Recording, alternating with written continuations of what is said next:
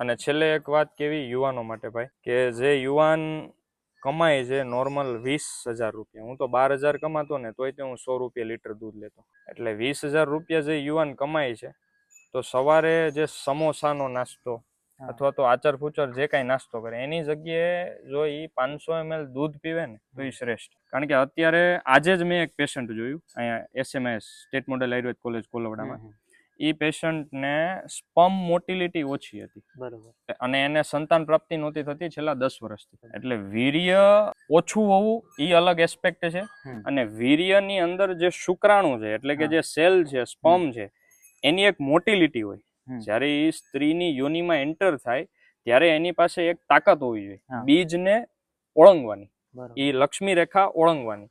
તો હવે ઈ જે એની હલવાની જે ઈ સ્પર્મની તાકાત છે ઈ શુક્રાણુની ઈ ઓછી થતી જાય છે યુવાનોમાં. શું કારણ? આચર ફૂચર, જે તે કાંઈ ખાવું. એટલે બને તો સવાર સાંજ 500 ml ગાયનું 2 આંચળ વાછડાને આપેલું ને વધેલા 2 આંચળનું દૂધ લેવાનું શરૂ કરો ને પીવાનું શરૂ કરો. ગૌ